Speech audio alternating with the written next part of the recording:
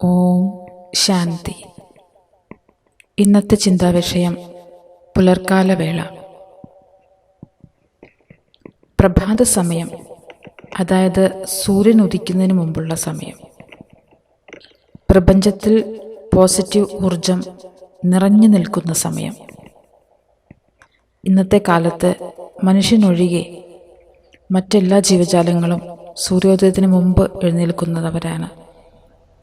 സൂര്യോദയത്തിന് മുമ്പുള്ള 2 മുതൽ 5 വരെയുള്ള സമയത്തെ ബ്രഹ്മമുഹൂർത്തം അല്ലെങ്കിൽ അമൃതവേള, വരദാനി വേള എന്നെല്ലാം പറയുന്നുണ്ട്. ഈ സമയത്ത് ബ്രഹ്മലോകത്തിലിരിക്കുന്ന ഭഗവാന്റെ ശക്തികിരണങ്ങൾ നേരിട്ട് ഭൂമിയിൽ പതിക്കുന്നു. ഈ സമയം സ്വാഭാവികമായി തന്നെ വളരെ ശാന്തമാണ്. എല്ലാവരും ഉറങ്ങുന്ന സമയമായതുകൊണ്ടും പ്രത്യേകിച്ച് കാര്യവ്യവഹാരങ്ങളൊന്നും തന്നെ ഇല്ലാത്തതുകൊണ്ടും പ്രകൃതിയിലെ വായുമണ്ഡലത്തിൽ നെഗറ്റിവിറ്റി കുറവാണ്. വൈകി എഴുന്നേൽക്കുന്നവർ മിക്കവരും ഉണർന്ന ഉടൻ തന്നെ ടെൻഷനോടുകൂടി അശാന്തരായി, ചിലർ ദുഃഖിച്ച് ദേഷ്യപ്പെട്ട് തൻ്റെ ദിവസം ആരംഭിക്കുന്നു. അവരിൽ നിന്നും വ്യാപിക്കുന്ന നെഗറ്റീവ് ഊർജം വിശ്വത്തിൽ പരക്കുന്നു. അതുകൊണ്ട് വൈകി എഴുന്നേറ്റ് ഈശ്വരനെ ഓർമ്മിക്കുന്നവർക്ക് ഏകാഗ്രത ലഭിക്കാതാവുന്നു. ചെയ്യുന്ന പൂജ, ധ്യാനം ഇവ വിധിപൂർവം ചെയ്യാൻ സാധിക്കാതാവുന്നു. പോസിറ്റീവ് ഊർജം സ്വരൂപിക്കാനും സാധിക്കുന്നില്ല. പിന്നീട് നമ്മൾ പകൽ സമയങ്ങളിൽ പറയാറുണ്ട്, രാവിലെ വൈകി എഴുന്നേറ്റതാണെന്ന് നമ്മൾ മറന്നു പോകും.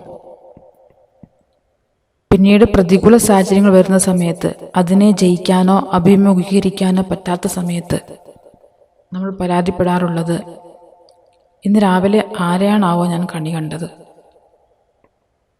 ഇന്നത്തെ ദിവസമേ വെറുതെ ആയിപ്പോയി, പാഴായിപ്പോയി എന്നെല്ലാം നമ്മൾ വൃഥാ പറയാറുണ്ട്. പക്ഷേ കാരണം ഇതൊന്നുമല്ല. രാവിലെ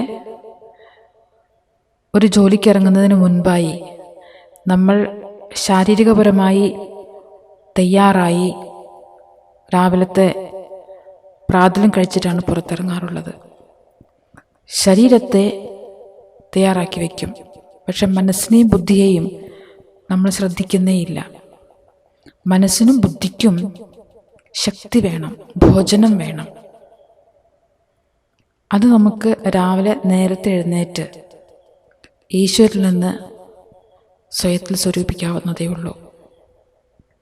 പണ്ടുള്ളവർ പറയാറുണ്ട്,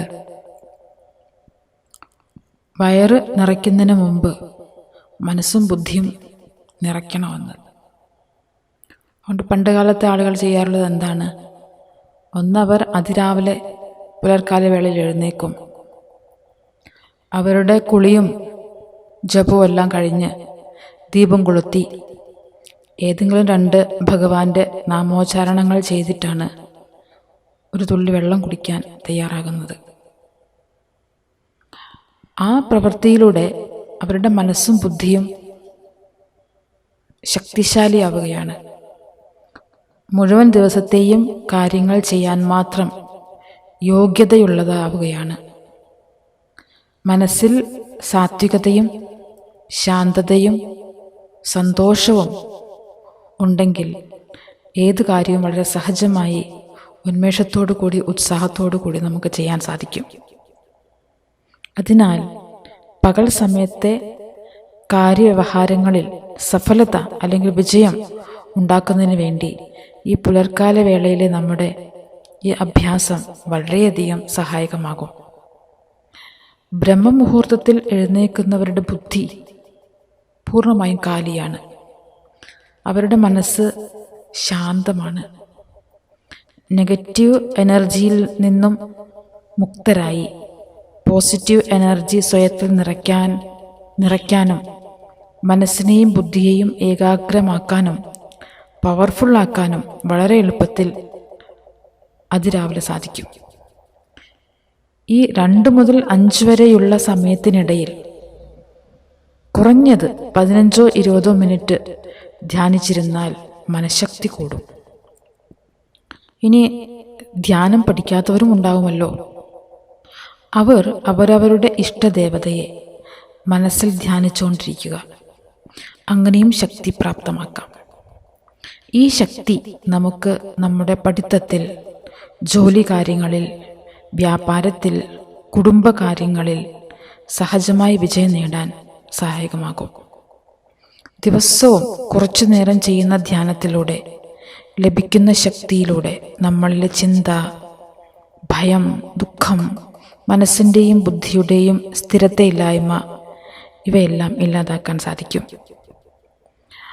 ജീവിതം സന്തോഷപ്രദമാക്കി മാറ്റാൻ ഇത് വളരെ ഉപകാരപ്രദമാകും. ഓം ശാന്തി.